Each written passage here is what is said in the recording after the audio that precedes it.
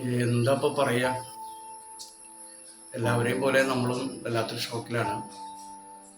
പ്രിയപ്പെട്ട ഒരു സുഹൃത്തായിരുന്നു. മാത്രമല്ല, ഞാൻ ഏഷ്യാനെറ്റിലെ ഫിലിമി തമാശ എന്ന് പറഞ്ഞിട്ടൊരു പ്രോഗ്രാമിന് വേണ്ടിയിട്ട് 100-ലധികം പാരഡി പാട്ടുകളാണ് എഴുതിയിട്ട് നവാസ് പാടിയിട്ടുള്ളത്. എന്നും രാത്രി ഓരോ പാട്ടുകൾ എഴുതി ലാൻഡ് ഫോണിലാണ് വിളിച്ചു പറഞ്ഞു കൊടുക്കുക.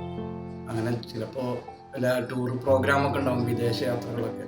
അപ്പോൾ ഒരു 10-20 എപ്പിസോഡ് ഒരുമിച്ച് ചെയ്യണം എന്നൊക്കെ പറയുമ്പോൾ 20 പാട്ടുകളൊക്കെ എഴുതിയിട്ട് ലാൻഡ് ഫോൺ ശരിക്കും ചെവിയുടെ വശത്ത് ചൂടാവാറുണ്ട്. അത്രയും നേരം ഞങ്ങൾ അവൻ എഴുതിയെടുക്കുന്നത് വരെ വീട്ടിലിരുന്നിട്ട് ഇങ്ങനെ പറഞ്ഞു കൊടുക്കുന്ന അവസ്ഥ ഉണ്ടാവാറുണ്ട്. അതുപോലെ ഈ അടുത്ത് ജോജു നായകനായിട്ടുള്ളൊരു പടം ആരോ എന്ന് പറഞ്ഞിട്ടൊരു സിനിമ, ആ സിനിമയിൽ നല്ലൊരു വേഷം ഞാൻ എഴുതിയത് നവാസിന് ചെയ്യാൻ പറ്റി.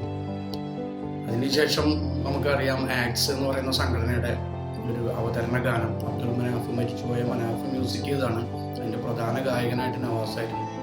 അങ്ങനെ ഒത്തിരി ജീവിതത്തിൽ ഓർമ്മകളുണ്ട്. ഈ ഇന്നലെ മരിക്കുന്നതിൻ്റെ ഒരു 4 മണി 3:30-4 മണി നേരത്ത് ഞങ്ങളുടെ ഒരു സ്വനം വേണ്ടി ഗ്രൂപ്പുണ്ട്. അതിൽ അവനൊരു കോമഡി ഇട്ടിരിക്കും, അതായത് ആരോ പാട്ട് പാടുന്ന നേരം പോക്ക് ചെയ്യുന്നത്. അപ്പം അങ്ങനെ ലൈവായിട്ട് നിന്നിരുന്നൊരു സുഹൃത്ത് പെട്ടെന്ന് അകാലത്തിൽ പോകാന്ന് പറയുമ്പോൾ എൻ്റെ ഒരു ഷോക്ക് ഉണ്ട്. എന്തായാലും കുറച്ച് അനുഗ്രഹിക്കട്ടെ. വേറൊന്നും പറയാൻ വേണ്ടിയ ഭാവി അദ്ദേഹത്തിൻ്റെ ജീവിതം, ഖബറിലെ ജീവിതം ധന്യമാവട്ടെ എന്ന് പ്രാർത്ഥിക്കുന്നു.